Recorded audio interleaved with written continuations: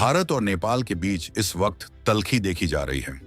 पिछले कुछ दिनों से नेपाल भारत के साथ विरोध वाली बातें ही कर रहा है और अब भारत के लिए नेपाल की इन हरकतों को सहना मुश्किल हो गया है। और अब नेपाल पर भारत ने जोरदार फैसला लिया है और ये भारत का पहला फैसला ही नेपाल की हुकूमत को बुरी तरह से हिला गया है। नेपाल जा रही भारत की एक बेहद ही खास टीम को मोदी सरकार ने तुरंत ही रोक दिया है। सवाल है कि आखिर ऐन मौके पर ऐसा क्या हुआ कि भारत ने अपना सबसे बड़ा दाम वापस खींच लिया। दिल्ली से काठमांडू तक जो हलचल मची है उसने ये साफ कर दिया है कि अब भारत की डिप्लोमेसी सिर्फ कागजों पर नहीं बल्कि सीधे एक्शन पर चलती है। भारत के विदेश सचिव विक्रम मिश्री का नेपाल दौरा 11 मई को शुरू होना था। सब कुछ सेट था, होटल बुक थे, एजेंडा तैयार था, लेकिन अचानक एक फोन कॉल और सब कुछ सस्पेंड। क्या नेपाल के नए तेवर भारत को पसंद नहीं आए या फिर भारत ने इस बार पड़ोसी को उसकी सही जगह दिखाने का मन बना लिया है? आज हम इस पूरे ड्रामे की एक एक परत खोलेंगे, क्योंकि ये सिर्फ एक दौरा टलने की बात नहीं है। ये उस नए भारत का कड़ा संदेश है जो अपनी सीमाओं और सम्मान से रत्ती भर भी समझौता करने को तैयार नहीं है।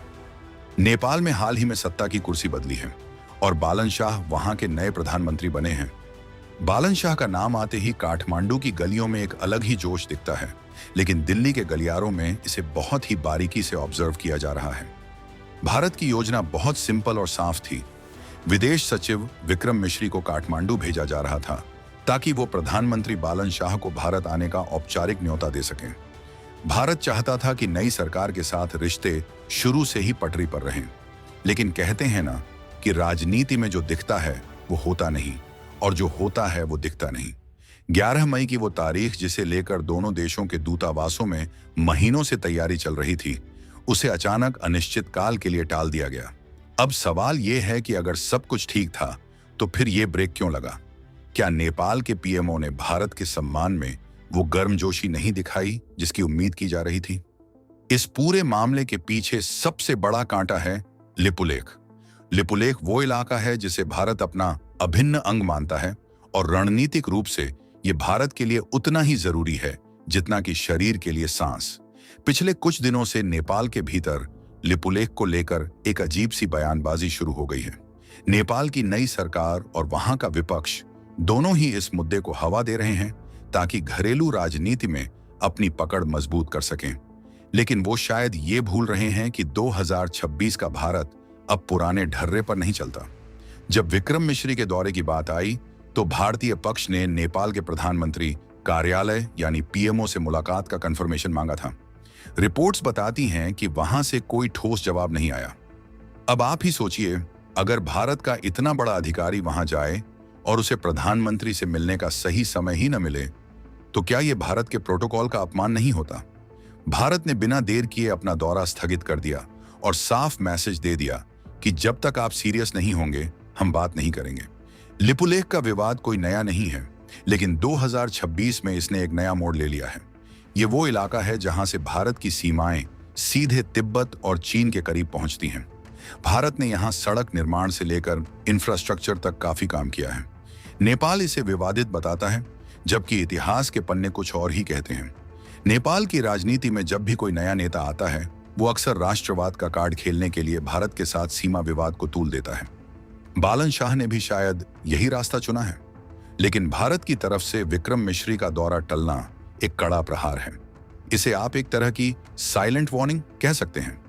भारतीय कूटनीति अब इस सिद्धांत पर चलती है कि हम दोस्ती में जान दे सकते हैं, लेकिन अगर सामने वाला अकड़ दिखाएगा तो हम उसे आईना दिखाने में भी पीछे नहीं हटेंगे। नेपाल के विदेश मंत्रालय के प्रवक्ता लोक बहादुर पॉल क्षेत्री ने हालांकि डैमेज कंट्रोल करने की बहुत कोशिश की। उन्होंने कहा कि भारत और नेपाल के रिश्ते बहुत गहरे हैं और किसी एक छोटे से मुद्दे से ये प्रभावित नहीं होंगे।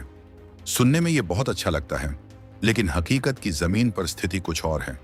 भारत और नेपाल के बीच सिर्फ देशों वाला रिश्ता नहीं है, बल्कि रोटी बेटी का रिश्ता है।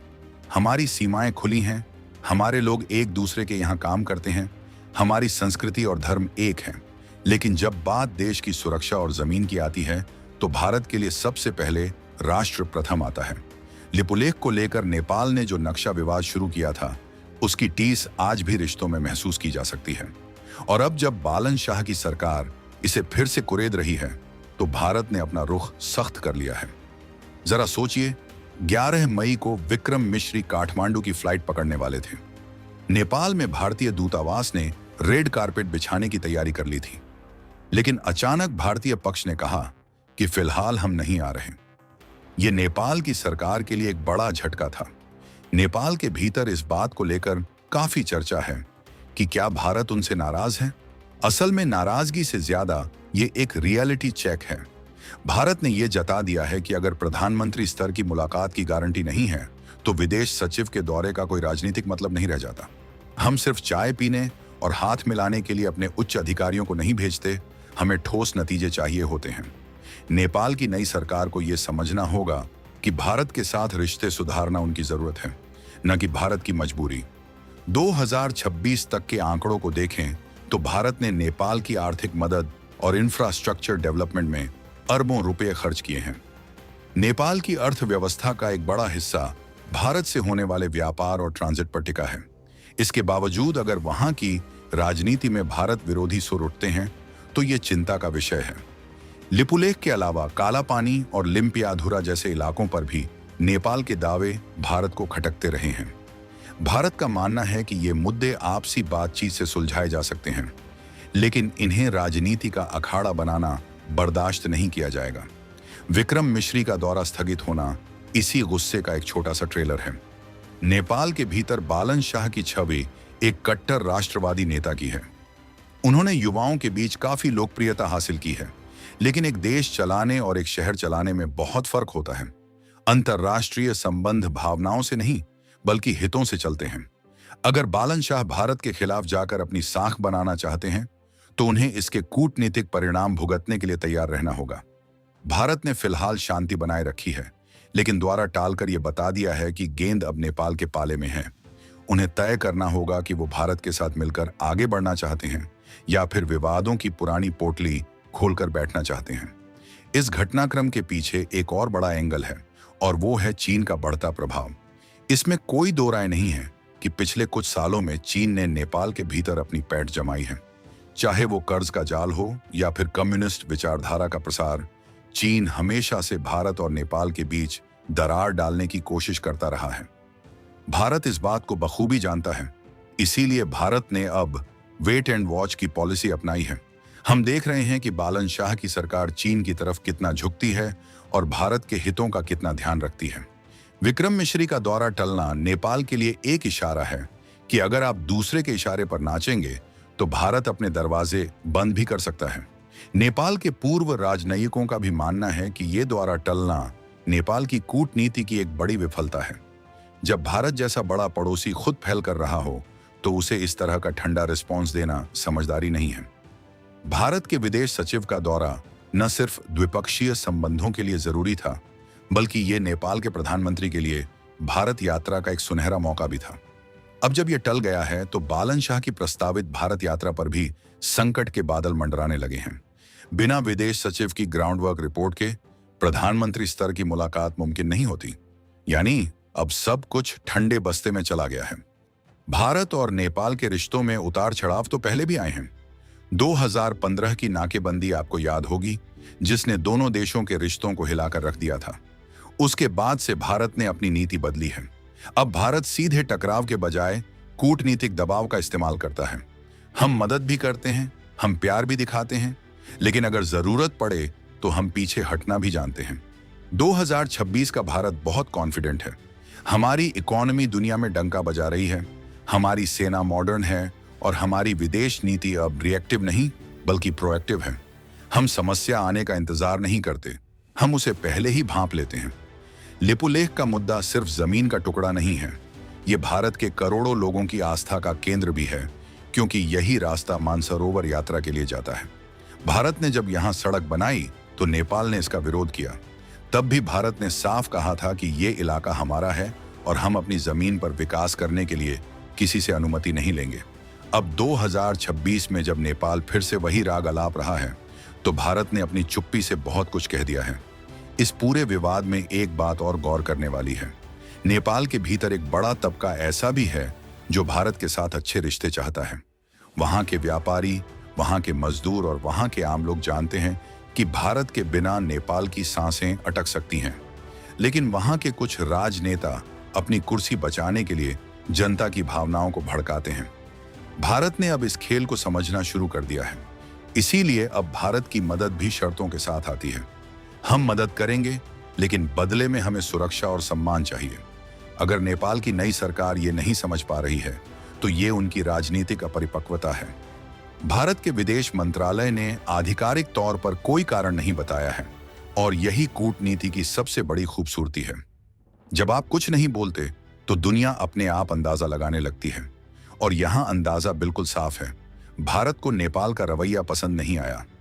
विक्रम मिश्री कोई मामूली अधिकारी नहीं है। वो भारत की विदेश नीति के मुख्य रणनीतिकार हैं। उनका दौरा टलना यानी भारत की पूरी प्लानिंग का शिफ्ट हो जाना, ये नेपाल के लिए खतरे की घंटी है। अगर बालन शाह जल्द ही कोई सकारात्मक कदम नहीं उठाते, तो आने वाले दिनों में रिश्तों में और भी कड़वाहट आ सकती है। दक्षिण एशिया की राजनीति में भारत और नेपाल के रिश्ते एक धुरी की तरह हैं। अगर ये धुरी डगमगाती है, तो पूरे क्षेत्र की शांति पर असर पड़ता है। भारत हमेशा से एक बड़ा भाई होने का फर्ज निभाता आया है, लेकिन अब वो बड़ा भाई से ज्यादा जिम्मेदार पड़ोसी की भूमिका में है। हम आपकी संप्रभुता का सम्मान करते हैं, लेकिन आप हमारी सुरक्षा और सीमाओं का मजाक नहीं उड़ा सकते। लिपुलेख पर भारत का स्टैंड पत्थर की लकीर है, जिसे बदला नहीं जा सकता। नेपाल को यह बात जितनी जल्दी समझ आ जाए, उनके लिए उतना ही अच्छा होगा। ये घटना आने वाले सालों के लिए एक मिसाल बनेगी। ये बताएगी कि कैसे एक छोटा सा दौरा टलना बड़े बड़े कूटनीतिक बदलाव ला सकता है। भारत ने दिखा दिया है कि वो अपनी शर्तों पर दोस्ती निभाएगा। हम किसी के दबाव में नहीं आएंगे, चाहे वो चीन हो या कोई और। नेपाल की नई सरकार के पास अब बहुत कम समय है। उन्हें यह साबित करना होगा कि वो भारत के सच्चे मित्र हैं या फिर सिर्फ राजनीति के खिलाड़ी। बालन शाह के लिए ये एक बड़ी परीक्षा है। क्या वो अपनी कुर्सी बचाएंगे या फिर भारत के साथ सदियों पुराने रिश्तों को? अभी इस सस्पेंस से पूरी तरह पर्दा उठना बाकी है। क्या विक्रम मिश्री का दौरा दोबारा रिशेड्यूल होगा? क्या बालन शाह भारत आएंगे और लिपुलेख पर अपना रुख नरम करेंगे, या फिर यह तनाव किसी नए संकट की ओर इशारा कर रहा है? भारत की नजरें गड्ढी हुई हैं और हमारी तैयारी पूरी है। हमें अपनी सेना पर, अपनी कूटनीति पर और अपने नेतृत्व पर पूरा भरोसा है। भारत और नेपाल के बीच जो ये दीवार खड़ी हो रही है, इसे गिराने की जिम्मेदारी अब नेपाल की है। भारत ने अपना स्टैंड साफ कर दिया है। अब देखना यह है कि हिमालय के उस पार से क्या जवाब आता है। इस पूरे घटनाक्रम ने यह तो साफ कर दिया है कि 2026 में भारत को हल्के में लेना किसी भी पड़ोसी के लिए भारी पड़ सकता है। हम शांति चाहते हैं, लेकिन कमजोरी की कीमत पर नहीं। लिपुलेख हमारा है और रहेगा। नेपाल की नई सरकार को अपनी प्राथमिकताओं को फिर से सेट करने की जरूरत है। भारत विरोधी एजेंडा चलाकर आप थोड़े समय के लिए तालियां तो बटोर सकते हैं, लेकिन देश की तरक्की के लिए आपको भारत का साथ ही चाहिए होगा। विक्रम मिश्री का ये टला हुआ दौरा शायद नेपाल के लिए अपनी गलतियों को सुधारने का आखिरी मौका है। अगले कुछ हफ्तों में स्थिति और भी साफ हो जाएगी। क्या पर्दे के पीछे कोई बातचीत चल रही है? क्या नेपाल अपनी गलतियों का एहसास कर चुका है? ये वो सवाल हैं जिनके जवाब का पूरा दक्षिण एशिया इंतजार कर रहा है। लेकिन एक बात तय है, भारत अब पीछे नहीं हटने वाला। हमने अपनी लकीर खींच दी है।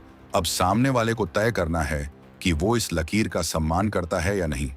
कूटनीति के इस शतरंज में भारत ने अपनी चाल चल दी है। अब नेपाल की बारी है। दोस्तों, भारत और नेपाल के इस बिगड़ते और संभलते रिश्तों पर आपकी क्या राय है? क्या आपको लगता है कि भारत ने विक्रम मिश्री का दौरा टालकर सही फैसला लिया है? क्या नेपाल की नई सरकार को अपनी सीमाएं समझनी चाहिए? कमेंट बॉक्स में अपनी राय जरूर दें और भारत के इस ढाकड़ कूटनीतिक स्टैंड पर अपनी बात रखें। क्या भारत को और भी सख्त कदम उठाने चाहिए? आपके कमेंट्स का हमें इंतजार रहेगा। मिलते हैं अगले वीडियो में, जहां हम एक और बड़े राज से पर्दा उठाएंगे जो शायद आपको हैरान कर दे। क्या चीन नेपाल को भारत के खिलाफ एक बड़े गेम के लिए तैयार कर रहा है? जानने के लिए बने रहिए हमारे साथ। जय हिंद।